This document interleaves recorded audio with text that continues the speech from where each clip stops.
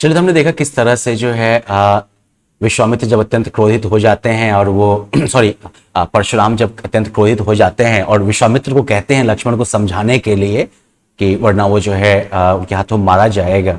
तो फिर जो है लक्ष्मण ही जो है उनका जवाब देते हैं और उनके कहने का मूल सार यही है कि भैया बहुत अपनी तारीफ कर ली है आप, बहुत अपनी जो है अपना बखान आपने खुद ही कर लिया है। फिर भी जो कुछ कहना है, अगर और कुछ बचा है तो कह डालिए। क्रोध को जो है मन में दबाकर मत रखिए। वैसे जो है ऋषि मुनि के आधार पर आपको ये शोभा नहीं देता है, ठीक है। और लेकिन साथ साथ वो एक और जो है बात कह देते हैं कि जो शूरवीर होते हैं वो तो युद्ध के मैदान में जो है अपना परिचय देते हैं, जो कायर होते हैं वो बोल बोल की जो है अपने कह सकते हैं कि वीरता का जो है अब वीरता का जो है डिंग हाँकते हैं। अब आगे कहते हैं, तुम तो कालू हाक जनु लावा, बार बार मोहि लागी बुलावा। आप जो हैं जैसे बार बार आवाज लगाकर काल को मेरे लिए बुला रहे हैं। मतलब आप खुद काल नहीं हैं, आप तो बस हल्ला कर करके लगता है कि मेरे लिए काल को बुला रहे हैं। अब लक्ष्मण के इस तरह के कठोर वचन सुनकर जो है परशुराम बहुत ही गुस्से में आ गए। सुनत लखन के वचन कठोरा, परसु सुधारी धरेऊ कर घोड़ा। लक्ष्मण के कठोर वचन को सुनकर परशुराम जो है बहुत ही गुस्से में आ गए और अपने भयानक फरसे को अपने हाथ में संभल कर पकड़ लिया। अब जनि देव दोसु मोहि लागू, कटुबादी बालकु बध जोगु। अब मुझे कोई दोष मत देना, या कटु वचन बोलने वाला बालक मारने के योग्य है। बाल बिलोक की बहुत मैं बाचा, अब येहू मरनिहार भा साचा। बच्चा समझ के, बालक समझ के मैंने इसे बहुत समझाया, बहुत बचाया, लेकिन अब यह सचमुच मरने को ही आ गया है। कौशिक अब इसे कोई बचा नहीं सकता। विश्वामित्र ने कहा, कौशिक कहा क्षमिया अपराधु, बाल दोष गुण गुना ही न साधु। खर कुठार में अकरुण को ही, आगे अपराधी गुरु द्रोही।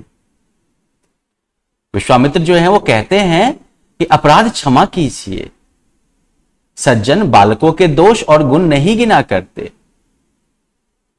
परशुराम जी बोले कि मुझे दया रहित और क्रोधी के सम्मुख, मुझ दया रहित और क्रोधी के सम्मुख या गुरुद्रोही उत्तर दे रहा है। गुरुद्रोही क्यों कहते हैं लक्ष्मण को वो? क्योंकि क्योंकि वो जो है विश्वामित्र से बात कर रहे थे, वो विश्वामित्र को बोल रहे थे समझाने के लिए, और बीच में लक्ष्मण जो थे वो स्वयं जवाब देने लगे थे, है ना। इसलिए जो है उन्हें गुरुद्रोही भी कहते हैं। तो परशुराम जी बोलते हैं कि मुझ दया रहित और क्रोधी के सामने यह गुरुद्रोही उत्तर दे रहा है। उतर देत छोड़ो बिनु मारे, केवल कौशिक सील तुम्हारे। इतना होते हुए भी मैं इसे बिना मारे छोड़ रहा हूं, हे विश्वामित्र, केवल तुम्हारे सील और प्रेम के कारण। ना तो ये ही काटी कुठार कठोरे, गुरही उड़िन होते हूं श्रम थोड़े। नहीं तो मैं इसे इस कठोर कुठार से, फरसे से काट कर और थोड़े ही परिश्रम से गुरु के ऋण से मुक्त हो जाता, खत्म कर देता। गाधि सुनु कह हृदय हसी, मुनि ही हरि हरे सूझ। अय मैं खार न ऊख मैं, अजाऊ न बूझ अबूझ। विश्वामित्र यह सब सुनकर हृदय में ही हंसकर कहे, मन ही मन बोले, हे मुनि को सर्वत्र हरा ही हरा सूझ रहा है। वो सर्वत्र विजय होने के कारण राम लक्ष्मण को भी जो है साधारण क्षत्रिय ही समझ रहे हैं, लेकिन यह लोहे की बनी हुई हांड है, लोहे का बना हुआ बर्तन है। ऐसा कोई हांड नहीं है कि मुंह में लेते ही पिघल जाएगा। खेद है, मुनि जो है वो ना समझ हैं, वो इनके प्रभाव को नहीं समझ रहे हैं। अब उसके बाद जो है लक्ष्मण जी कहते हैं, कहे लखन मुनि सील तुम्हारा, को नहीं जान विदित संसारा। लक्ष्मण जी ने कहा कि मुनि श्रेष्ठ, आपके सील को कौन नहीं जानता, यह तो पूरे संसार में प्रसिद्ध है।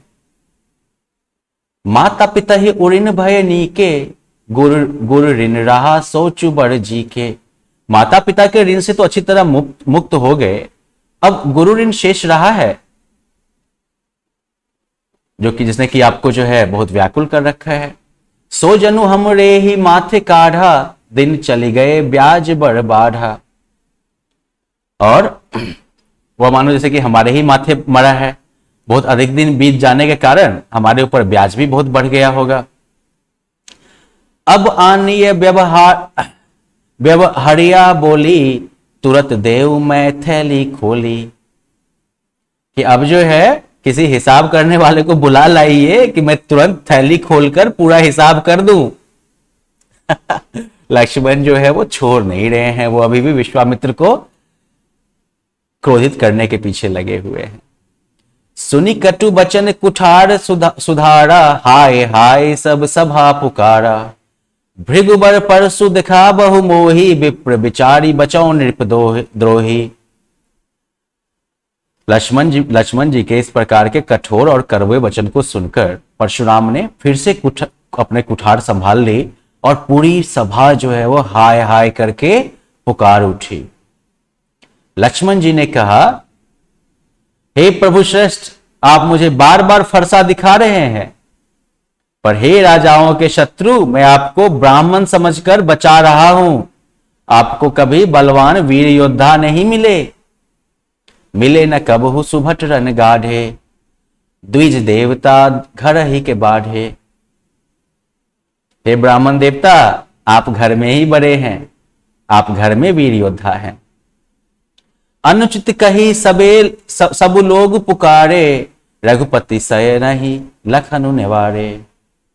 यह सुनकर सभा में उपस्थित सभी लोग कहने लगे, यह अनुचित है, यह अनुचित है। उसी समय श्री रघुनाथ जी ने, श्री राम ने आंखों के इशारे से लक्ष्मण जी को रोक दिया। लखन उतर आहुति सरिस, भृगुबर को पिकृशानु।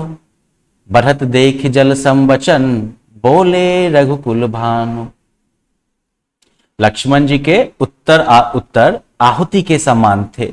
यज्ञ में जैसे ही आहुति पड़ती है तो यज्ञ की ज्वाला और भड़क उठती है, तो उसी तरह से जो है लक्ष्मण जी जब परशुराम जी को उत्तर दे रहे थे तो हर एक उत्तर जो है वो यज्ञ में पड़ने वाली आहुति के समान था, जिससे परशुराम का क्रोध जो है वो और बढ़ता ही जा रहा था। और परशुराम जी के क्रोध रूपी अग्नि को बढ़ते देखकर रघुकुल के सूर्य श्री रामचंद्र जी जल के समान शांत करने वाले मधुर वचन में आगे बोलते हैं।